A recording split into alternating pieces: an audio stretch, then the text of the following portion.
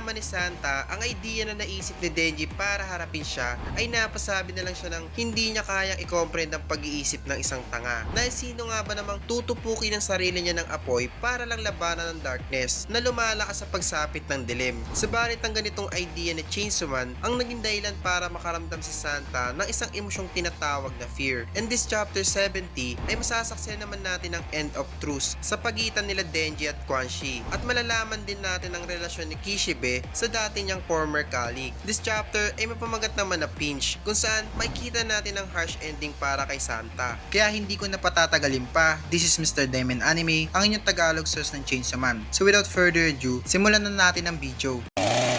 Nagsimula ang chapter na to sa aftermatch ng laban nila Santa at Denji. Matapos ng isang malakas na explosion, ay makikita nating tinutupok na ng apoy si Santa at hindi niya na nagagawa makapag-regenerate pa sa damage na tinamo niya. Habang itong si Denji naman ay buhat-buhat itong isa sa mga puppet ni Santa. Pagkatapos ay naligo siya ng dugo at kinonsume na rin ng iba pa para makapag-regenerate siya sa mga natamo niya sugat sa laban nila. Habang si Santa ay tinutupok ng apoy, binanggit naman itong naiintindihan na daw niya ang behavior ni Chainsaw Man. Dagdag pa nito na siya nga daw ay may kontrata sa Daredevil at ang iba pa sa kanyang mga puppet ay nakakalat sa buong mundo. Habang ipinapaliwanag naman neto ang kakayahan ng mga puppet niya na kayang gawing isang mga puppet ang mga human just by a mere touch, na kahit ang suot na damit lang ay may probability ka na ma-turn into one of your creation. Subalit ang mga fiends or hybrid ay hindi pasok sa kriteriya ng mere touch, pero possible pa din if mahina na or patay na ang mga fiend or hybrid na gagawin niyang puppet. Dahil yun nga ang nangyari kila Long at Ping-Chi. Sambit pa neto na ine-expect niya na makapag-continue pa rin sila sa pagpapalawak ng kakayahan ng darkness na kinonsume niya, at pupuntahan si Denji para patayin siya ng paulit-ulit. Subalit kung si Santa Claus nga daw ay pupunta sa kanila, ay ine-expect ito ni Denji na pumunta ng weekend dahil may day off daw siya tuwing Sunday. Sambit naman netong si Santa na hindi naman daw sa hindi nakakaramdam ng takot itong si Denji, kundi dahil hindi lang kayang i-comprehend ng utak niya ang implication ng pananakot ni Santa. Kaya pilit niyang ipinapaintindi na magkakaroon din ng time na ang mga kakilala, kaibigan, or complete stranger ay pupwedeng maging puppet niya na pupunta para patayin siya. Kaya nai-imagine daw ba netong ang buhay niya ngayon ay constantly stalked by Ted. Subalit itong si Denji nga ay parang nang aasar lang. Sambit pa neto na gawin lang daw neto ang makakaya niya para ma-imagine ng utak niya ang fear na gustong ipatid ni Santa, para kahit ang isang immortal na katulad niya ay maiintindihan siya. Pero kahit ano pang ang pananakot ang gawin ni Santa, mangyayari lang yun kung makakaligtas pa siya sa kinalalagyan niya. Matapos naman ang pang-asar na ginagawa ni Denji kay Santa, ay bigla naman siyang pinugutan ni Quan Chi. Sambit pa neto na dito na daw nagtatapos ang truce nila sa isa't isa, at nandirito nga din si Cosmo at Tsugihagi sa tabi niya. Sambit naman dito ni Santa na balang araw daw ay ibibilang niya daw itong si Quan Chi sa kanyang mga creation. Pero hindi na nga lang umiimik itong si Quan Chi, bagkus ay inutusan niya nga itong si Cosmo na ipatikim kay Santa ang all-out Halloween, dahil yun nga daw ang punishment ni Santa. Tapos ay pumorma na nga itong si Cosmo awig sa Kamehameha ni Goku, subalit ng kanya ay Halloween.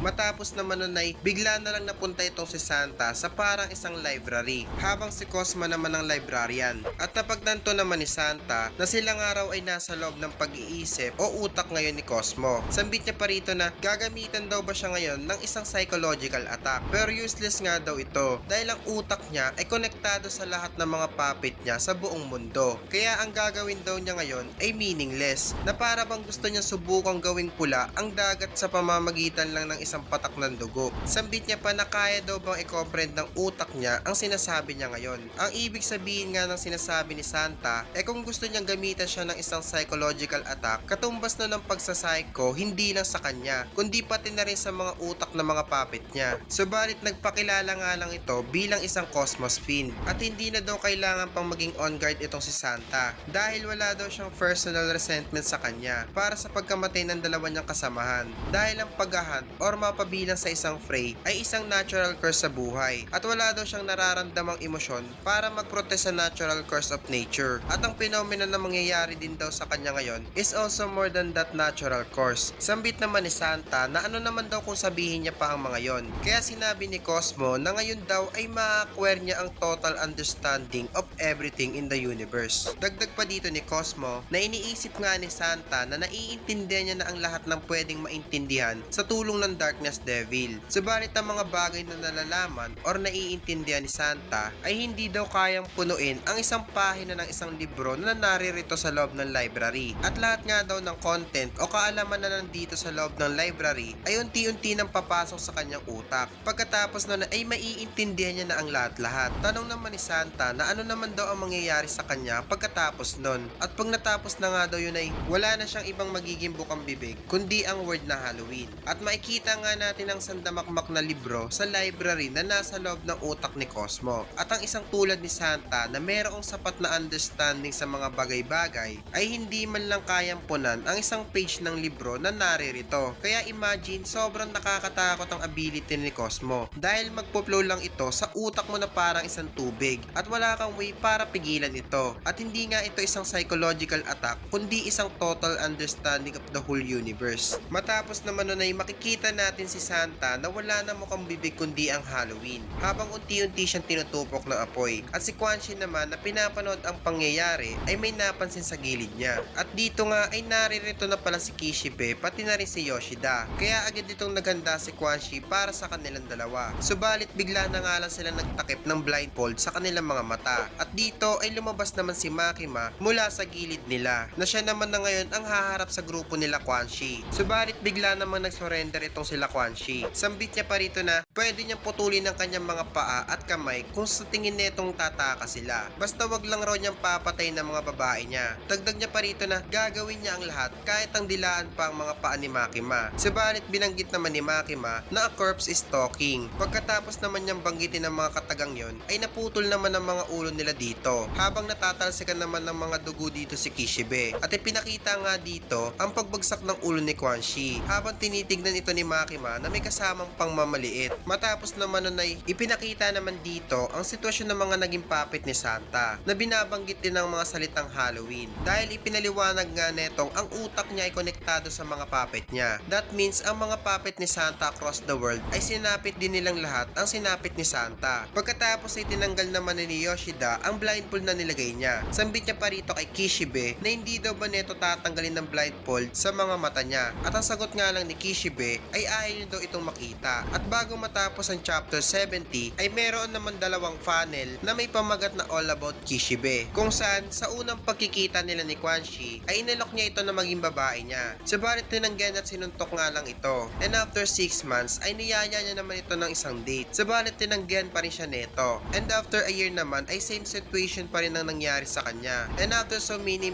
years, habang nakapagtamo na si Kishibe ng malalang sugat sa muka, ay inalok niya pa ito ng isang beses. Subalit may na-realize nga itong si Quan Chi kung saan nagkakaroon naman siya ng isang pagnanasa sa katulad niya ring babae. At dito na nga nagtatapos ang chapter 70.